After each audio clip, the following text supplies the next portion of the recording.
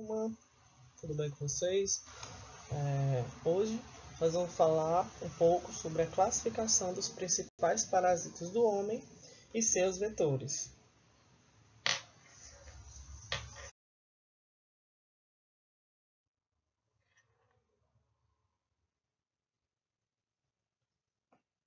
O Sistema Nacional de Classificação dos Seres Vivos, gente, ele vem sofrendo várias mudanças de acordo com os conhecimentos que a gente vem obtendo a respeito da classificação das relações filogenéticas, né, que existem entre os organismos. Então, é uma organização que acaba sendo contraditória, que às vezes não se trata apenas de adequar que o organismo, né, que determinado filo, ou criar um novo grupo. Muitas vezes não existe nenhum consenso a respeito sobre qual deles o organismo deveria ser classificado, sabe?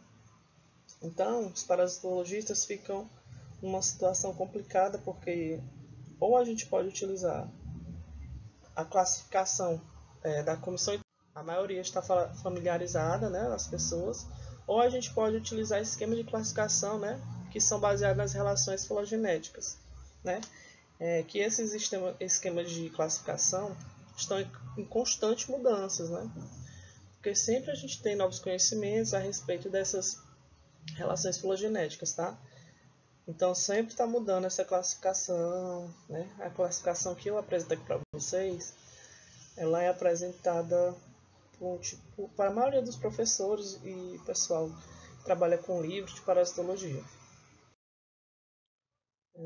Então vamos começar agora pelos protozoários, né? Os principais parasitos do homem. Aqui utiliza a classificação da Sociedade de Protozoologistas, né, de 2005. Essa classificação não emprega níveis hierárquicos superiores. Ela classifica os protozoários de acordo com seus supergrupos, grupos e subgrupos, né? Então não é reino, filo, né? Tá? É supergrupo, grupo e subgrupo. Dos supergrupos, existem seis supergrupos de protozoários. Desses, 4 são importantes, né? São parásitos do homem, né? Então, é o supergrupo Amebozoa, onde se encontra a maioria das amebas, Opisthoconta dos fungos, Cromoalveolata, né, dos protistas, né, com organelas semelhantes aos cloroplastos, né? Frequentemente são estudados em conjunto com as algas e tal. Escavata, né? Grande número de protozoários que participam do citostoma, né? São parasitas, né? Eles apresentam esse citostoma que eles se assemelham a uma estrutura de boca aberta, né? Então, vamos falar um pouco sobre as amebas. As amebas, elas possuem esses pseudópodes que são essas projeções que ela utiliza para englobar o alimento, por exemplo, e realizar fagocitose, né? E também para locomoção, né? A única ameba patogênica é a entamoeba histolítica, né? Aproximadamente 10% das pessoas contém essa entamoeba histolítica no intestino e ela é transmitida por meio de cistos, tá? Ainda considerando os protozoários, vamos falar um pouquinho da reprodução dos protozoários, que elas podem ser tanto reprodução assexuada, né, por brotamento, por exemplo, ou a reprodução sexuada, né, por meio de conjugação em formas de gametas, né?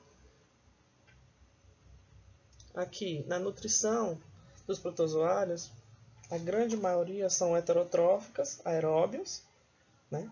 Apesar de existirem alguns que vivem no intestino, que, por exemplo, vivem em condições de aerobiose, então a maioria são heterotróficos aeróbios. A digestão ela é realizada por vacúolos, e os resíduos dessa digestão são eliminados ou pela membrana plasmática ou através do poro anal, né?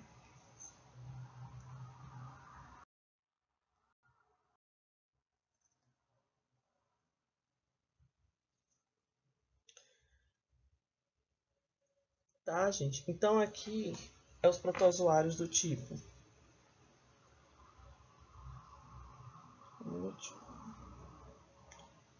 Do tipo escavata, né? Só um minuto.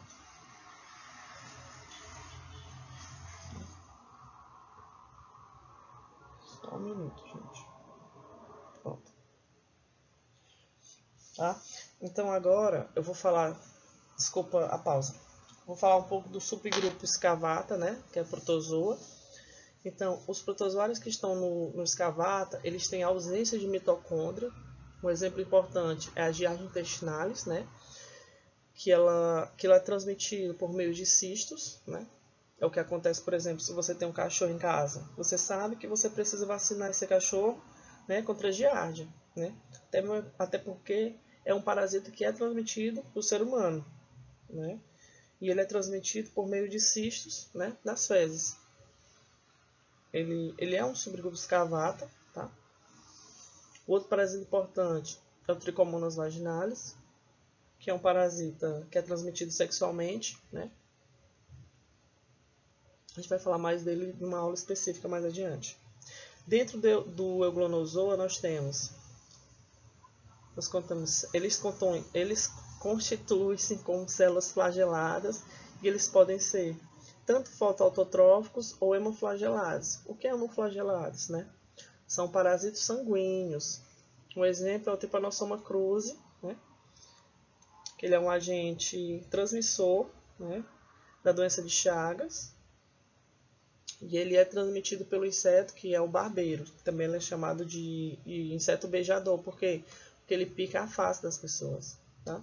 E quando o barbeiro pica a face da pessoa, ele pode defecar. E nas fezes do barbeiro é que contém o parasito do Trypanosoma cruzi, né, em sua fase de infecção. Então, se ele defeca e essas fezes podem penetrar, né, pelo local da picada e com isso o homem é infectado. Tá? A gente também vai falar desse Trypanosoma em uma aula específica também. Agora vamos entrar aqui, gente, no que diz respeito dos eumintos. A gente estava falando dos protozoários. Agora a gente vai falar dos eumintos, né? A classe dos eumintos não é menos controversa quanto dos protozoários, né? Aqui a gente utilizou de 2001, essa classificação de 2001, mas não é a única, tá? Essa foi a única utilizada aqui para essa aula, tá? Então vamos começar. Vamos começar com o filo dos plateumintos, né? Que são vermes achatados. Vocês vão anotando aí, viu, gente? E aqui, os mais importantes para a parasitologia médica, né?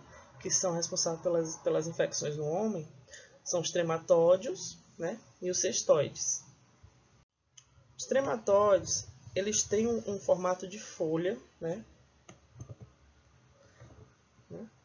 E eles contêm uma ventosa oral e uma ventosa ventral, né? Quando eles estão na fase larvária, aqui, ó, eles entram nesse tecido de penetração, né? Agora, na fase aguda, ele já penetrou no hospedeiro e eles desenvolvem, né, essas ventosas, esses órgãos de fixação no adulto, onde ele vai se fixar na parede, no tecido do hospedeiro e aí conseguir manter o seu ciclo de vida, né? Os cestoides, eles não têm aparelho digestivo, né? Eles se alimentam através de tegumento. Tá aqui um exemplo, né, de cestoide. Aqui, um exemplo de cestoide.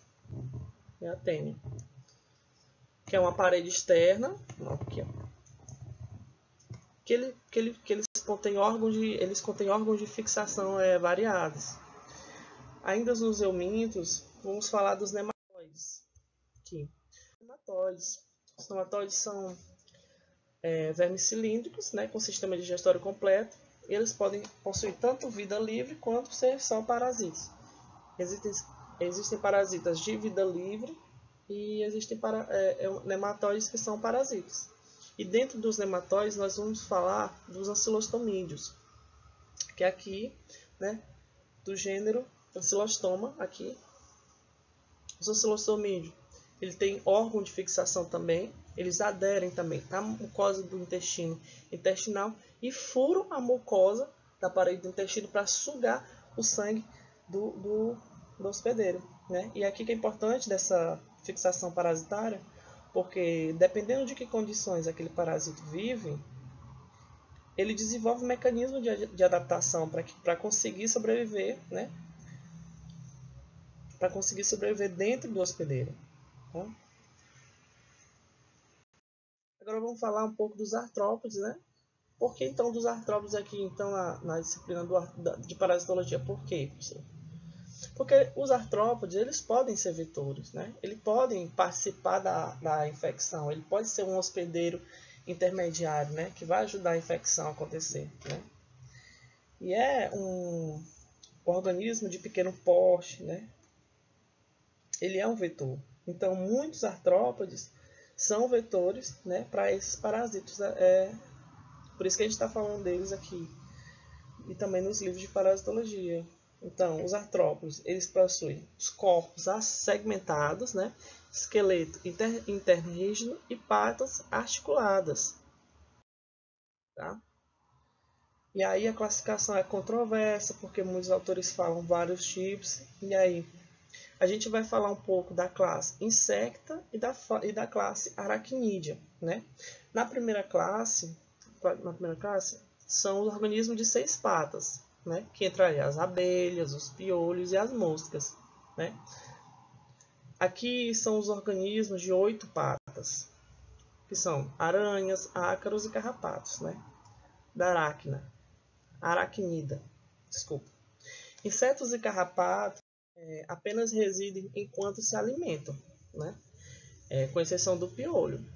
E os artrópodes, eles têm um mecanismo de transporte de patógeno, exemplo, do caso da mosca, que a mosca acaba transmitindo patógeno porque ela deposita os seus ovos, né, nas fezes, e aí quando ela vai realizar esse depósito, ela pode carregar nas patas algum patógeno. Aí ela vai lá, pousa no alimento, por exemplo, e aí tem esse transporte, né, de patógeno. Então o artrópode pode ser um vetor, né? Serve de transporte para patógeno. Né? Também alguns parasitas podem se multiplicar em seus vetores. Tá? Então, como eu falei, ele seria um hospedeiro intermediário do parasita. Então é basicamente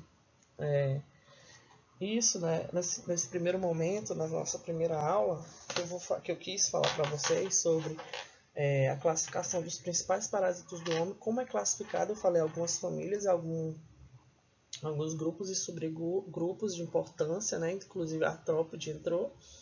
E tudo isso está relacionado com o tipo e o meio de infecção do parasita, né? Existem parasitas que pertencem a subfamílias e famílias diferentes, né? Nem todas são iguais, né? E também depende muito do sistema de manutenção dele e de como ele se fixa no ser humano, né? Para se manter vivo.